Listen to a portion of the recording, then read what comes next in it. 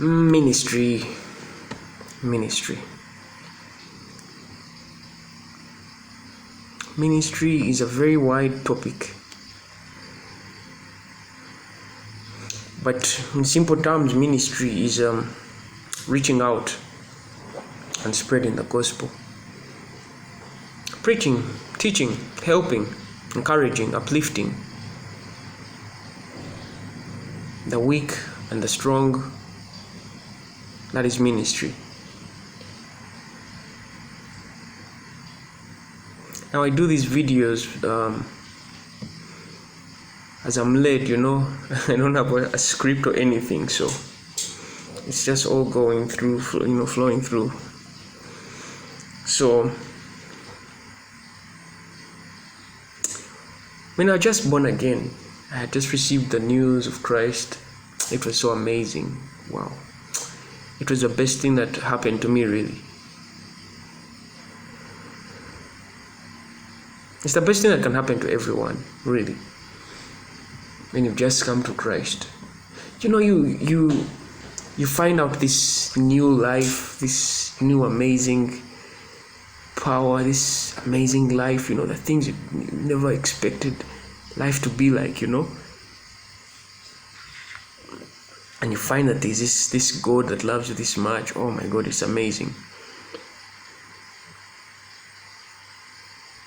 You find that you're going to have a friend. You know what it means? Many times people in the world today, people complain a lot. People think they do not have friends. Let me tell you, you do not need friends. You need the Holy Spirit. You can have friends, but you will not need them as much as you need the Holy Spirit. You can have a problem and none of your friends help you, even if they wanted, even if they needed to be there for you, and they can't help you. And this is very, very true. I've experienced it. There are times where I go through certain things and no one can comfort me. But when I go on my knees, when I speak to the Holy Spirit, He just speaks something and light bulb, the whole thing is just gone.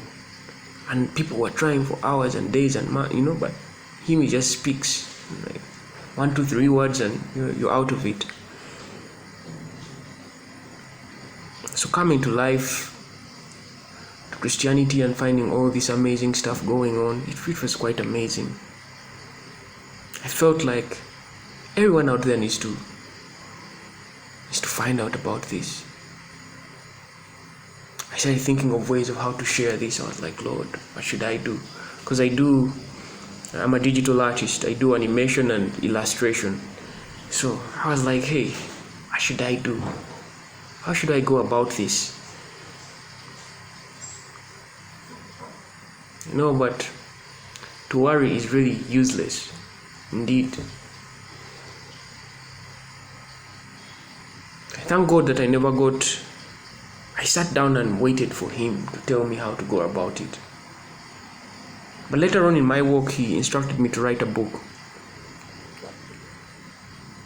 And He gave me a title of the book. And I have done the book and I've illustrated it. It's not a lot of pages. It's about 12, 13 pages, but with some illustration with how I came to meet Christ, And I'm going to create, a series of books, continuing. And it was quite interesting that God is so amazing. You should never worry about how you're going to serve God, because He will guide you. He will lead you. He led the disciples. He instructed them. Even you, He will. If He wants you to be a pastor, He will be a pastor. If He wants you to be a teacher of the Word, He will be a teacher. I am a teacher of the Word. I'm that person you will go to and I teach you how to beat a sin, how to change a situation around, God has given me that wisdom, and I thank Him so much for that.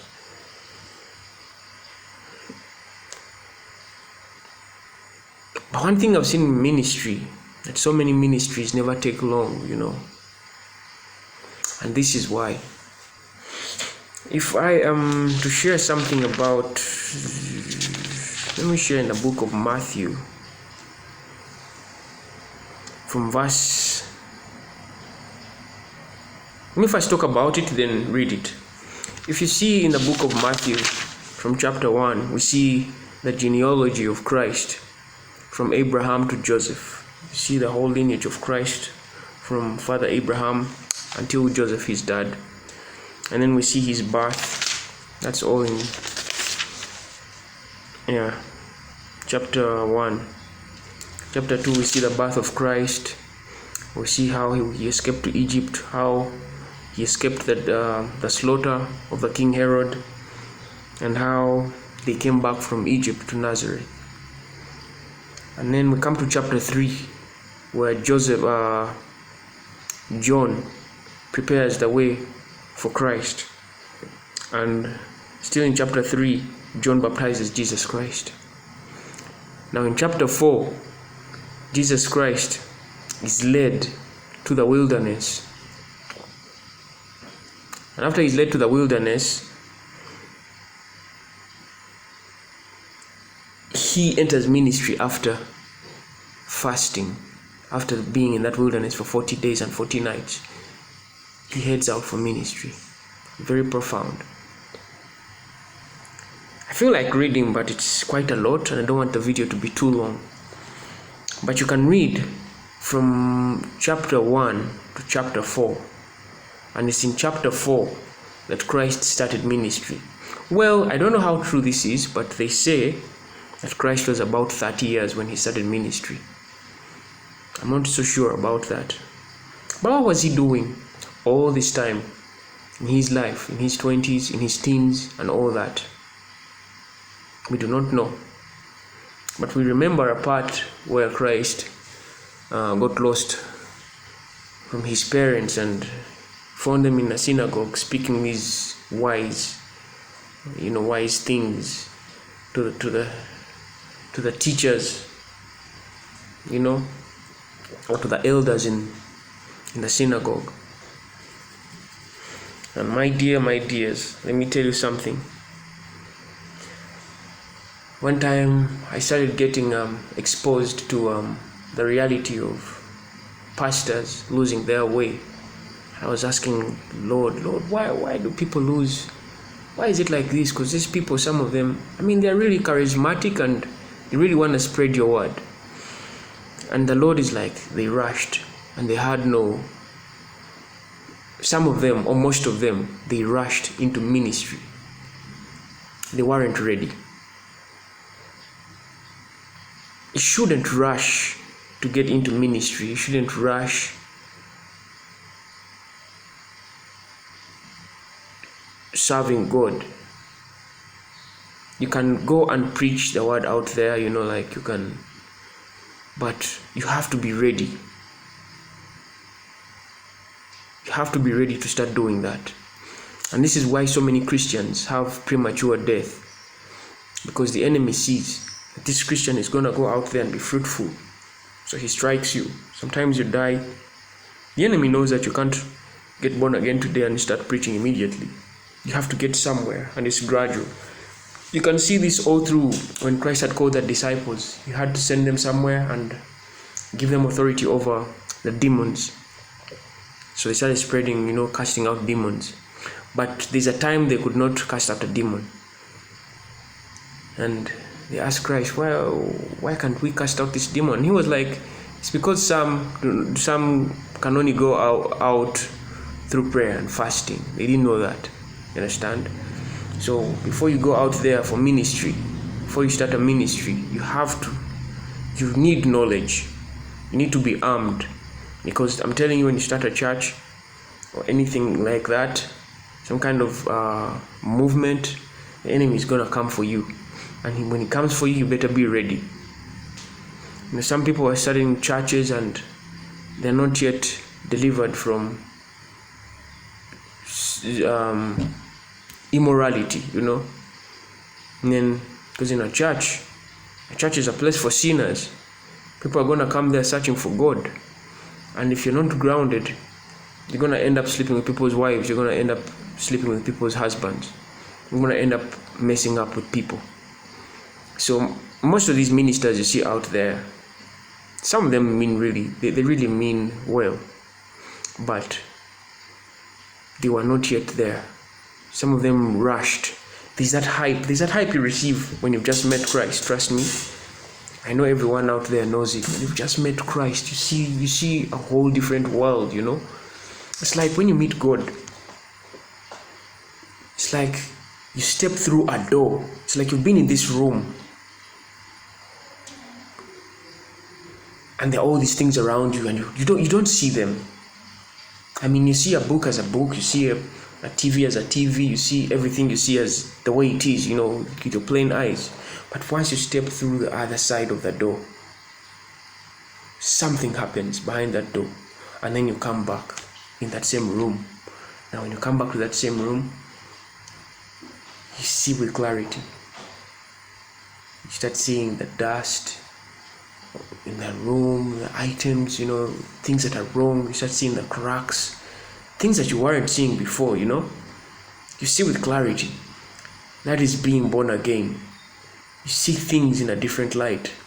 And I'm telling you, you can have this excitement of like, hey, you want to share with everyone out there in that same room. You're like, hey, do you see that crack? Oh my God, I can't believe it. There's cracks here. You're trying to explain all these things. You're trying to show people, you're trying to lead people through that same door so that they can see these things. But sometimes you're like, you know what? I feel I'm ready. Because you're so hyped up. And it's a good thing. But again, you need to be meek and humble. So the Bible encourages us to be meek and to be humble. In Matthew chapter 5, he says that blessed are the poor in spirit. That's from verse 3. Matthew chapter 5, verse 3. Blessed are the poor in spirit, for theirs is the kingdom of heaven. Blessed are they that mourn, for they shall be comforted. Blessed are the meek, for they shall inherit the earth. When you are meek, you will inherit the earth. When you're meek, you are humble. I mean, there's a certain humbleness you receive when you just come to Christ. But again, you have to mold it. You have to mold it through the Holy Spirit, through the lead of the Holy Spirit.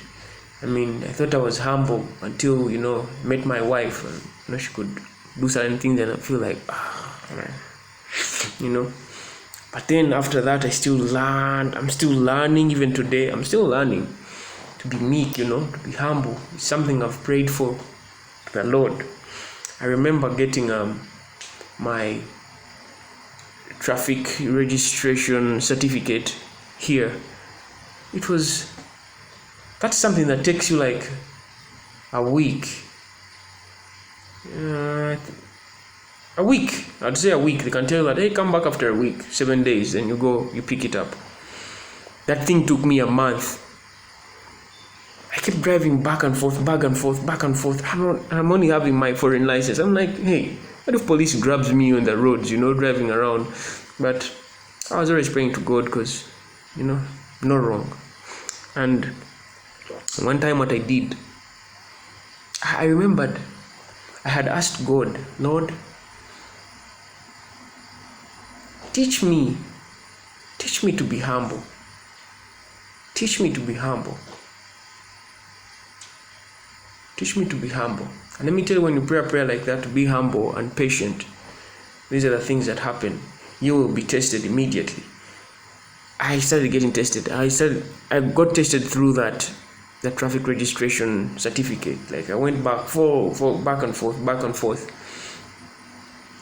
It was until a certain day, I think it was the third time I had gone, and the Lord reminded me, it dawned on me, I'm teaching you to be patient. I was like, the Lord is teaching me patience, humbleness. I'm like, okay.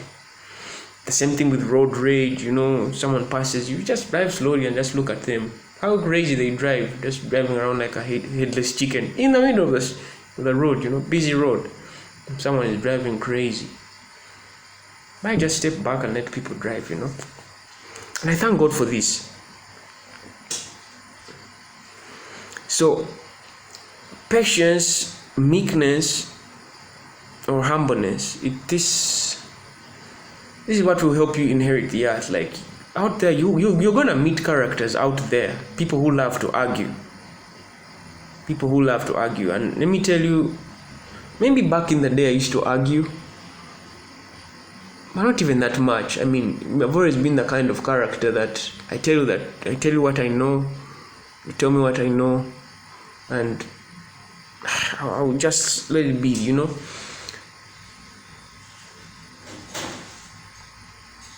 You meet very intimidating characters out there, and you need to be armed. You need to know how to go about it. When someone comes at you a certain way, you need to know how to step back, how to go about it, how to speak to people. I've met so many Christians that are seemingly wise in their own eyes, but you act a fool before them, Let me tell you, the best thing you can do is be the fool, be the foolish one before everyone, and you will know their true colors. I mean, if they tell you that you're this, you're that, listen and apologize. Say, I'm sorry, I did that. Be the fool, and they'll feel, and God will reveal to you who they truly are. This thing of being a Christian or a minister is not about being right. It's about being composed.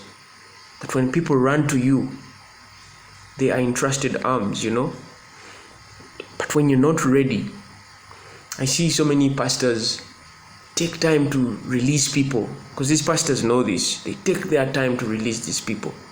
Sometimes people are not ready. Sometimes the pastor knows that this person is not yet ready. Well, it's a two-way thing. Sometimes the pastor might have their own intentions. Sometimes they might be seeing it. Sometimes a pastor might want to control you. Sometimes he might really genuinely be right that you're not ready, And sometimes God speaks to certain people because they are ready, and he wants to send them out there, and the enemy will use anyone to hold you back. He might even use your pastor, and your pastor says you're not ready, when you're actually ready. But the thing is how to know that you are ready is when you reflect on your life. You're like, hey, I'm going out there to preach about immorality. Do I still struggle with immorality? Because you can't go preach about masturbation when you still struggle with masturbation. You can't go and preach about pornography and you're still watching pornography. That is dangerous grounds. I mean, the enemy will batter you because you're still watching his merchandise. Like, you can't go preach about TV, Hollywood movies and all that, and then you're still watching them, you're still really enjoying them. You go preach about Netflix. Netflix is showing this kind of content. People are watching this kind of content. Stop watching it. And you are paying for Netflix. You're subscribing every month. You understand what I'm saying? You cannot give what you do not have. You must have it first, then you give it. Because Christ said that we testify of the things that we know and have seen, but you still do not witness our testimony. He was talking to the Pharisees. I think that was in Matthew.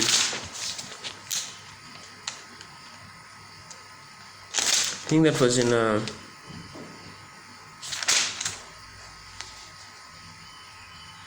that was in Matthew chapter 15, I think. I think it was Matthew chapter 15. I was telling them that they teach of the things that they have. The Christ was teaching of the things that he has witnessed, and seen. But these, religious teachers, religious leaders, still did not, accept his testimony. So you're gonna find things like that. I mean, you're not gonna go and start preaching about healing when you yourself have not been healed? You know, because you're going to impart that same spirit. You're going to impart that kind of spirit to the people you're going to minister to. So most of the people you see out there failing in ministry, falling in ministry, sometimes they were not ready. Sometimes they were not ready to be battered financially. They were not ready to serve God even when they are at the lowest in finances. That's why you find them teaching people about tithing, because they are worried. In my opinion, if I find a teacher or a pastor that is worried about losing their church, oh my God, our church is going, or this and that, that person needs to check themselves. Because Christ did not have a building and he still went around preaching. Like, these things should not stop us. You've lost your church, you've lost your car, you've lost your house, fine. That should not stop you from serving God. That is what the enemy wants. He's going to try you, he's going to beat you up with all these things like he did Job, so that you stop serving God. The enemy will go at any length because he knows how powerful your ministry is. He knows how much you're getting people out of the pits of hell. So I wanted to share that about ministry. If you're ready for ministry, go serve. If you're not ready, if you're still struggling with these things, please do not go. Work on yourself first, then head out and preach and serve others. God bless you.